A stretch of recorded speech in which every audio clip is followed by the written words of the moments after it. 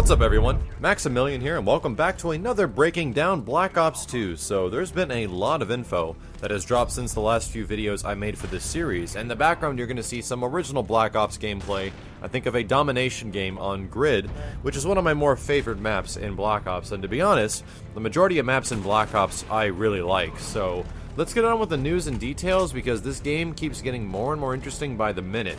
Some of the biggest news that's come from has been from David Vonderhaar, the community manager for Treyarch, and he was saying how that there's no death streaks period, there's no final, and there's no last stand at all. Essentially his quote was that there's no second chance, there's no last stand, there's no final stand, there's no combination whatsoever of perks or death streaks that puts anybody in a down state in multiplayer. This is not multiplayer, and there is no perk, and there are no death streaks. So, sorry, it's not in multiplayer is what he said, which is really refreshing. People were really curious about this because the more I play Black Ops, the more you get reminded of how brutally crappy Second Chance is in that game, or Second Chance Pro, and it is ridiculously annoying and is on par, I think, worse than Ghost. It honestly is. It's one of those things where if you literally killed a guy in the original Black Ops and they were close to you and they fell into Final Stand, before you could aim down to hit their body, they would have enough time to knife you. It's ridiculous, and it was one of those things that I think nobody actually liked in Call of Duty games, and except for the people that really abused it. And now that it's going to be gone, I think we can get a freaking hallelujah to that, because my gosh, man, I think the game will be much better without it.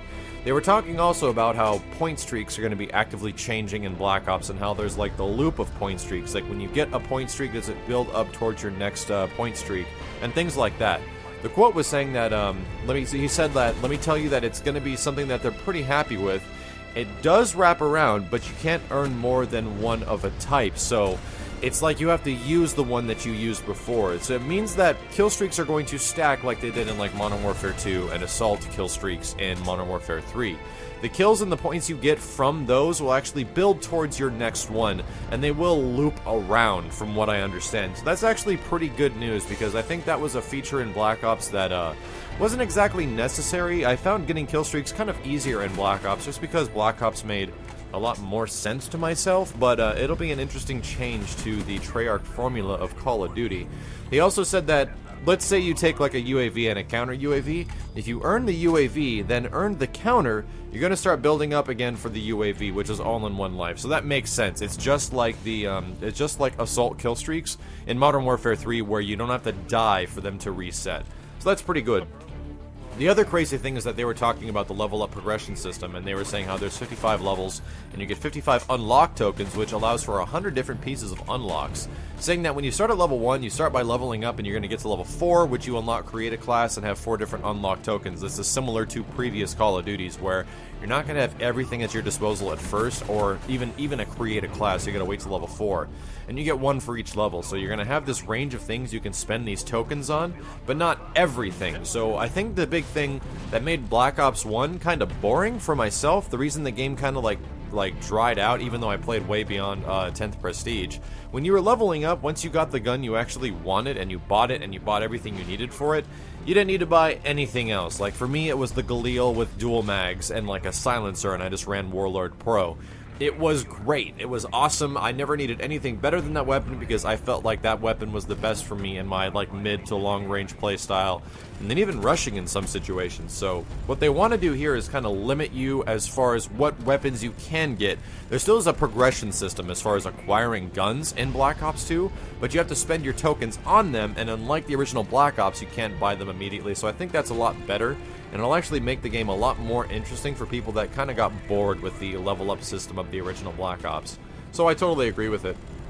They were also going about talking how people that actually play the objective and aggressive type players are going to be rewarded a lot more in this game, and I can't believe it. It's like heaven to my ears. I think they were trying to do something like this in the original or for Modern Warfare 3, and they failed horribly.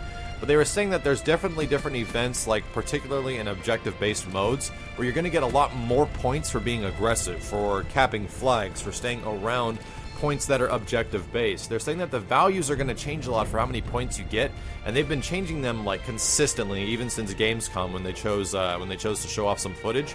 And they're going to be changing them even more up until release, so hopefully we'll get some concrete information as far as how much people are going to be rewarded for being aggressive and objective players, because I really like that. I like being the guy that has to sit around a flag. I think that instead of capping points, if your team has like 2 points capped on a domination, I think that being the defender is really important. Preventing the team from getting points capped is also one of the most important roles, and people look at caps all the time if you're actually like an objective player, but they don't usually look at defends, and I think defends are even more important depending on how good or bad your team is doing.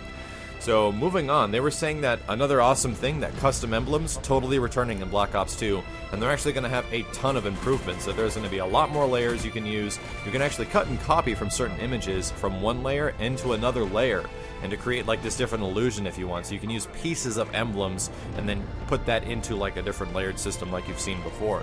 As much as, you know, I was kind of disgusted with the ridiculous amount of like just debauchery-induced emblems that they had in the original Black Ops, I thought it was actually a really fun and cool personal thing that they did to the game, and it actually made me think that the original Black Ops had a lot of like customization and like personality to it, a lot more than something like Modern Warfare 3 did, which was like the best you can do to yourself was get a gold gun, and that was about it. So I'm really excited for that. They were also saying that the in-game scoreboards are going to be detailed like the original Black Ops, so they're going to say like how many caps you got, how many caps you, or how many defends, stuff like that. And what I like is that if you don't choose that 10 combination thing where you have to like choose your perks and your 10 points that you got to apply towards your creative class, if you start off with nothing, no weapons at all, that's how you get the knife. The knife is an established weapon for yourself if you have nothing else equipped. So that's pretty good. They were also saying that the revenge voice feature is probably going to be coming back. If you guys don't know what this is, when you killed a guy who was in the live voice chat in Modern Warfare 3, you can essentially hear them talking or screaming or just getting really upset that you shot them, which is one of the best features, I think, in Modern Warfare 3. Like, I should have just made a montage of all the dudes that would just scream profanities and rage to no end after you shot them. It is pretty hilarious, and it's also embarrassing to realize if you're doing it to the other guy and you're raging yourself, so that's most likely going to be returning. They didn't confirm it exactly, but the producers and the community guys for the game absolutely love it, so I hope so, man.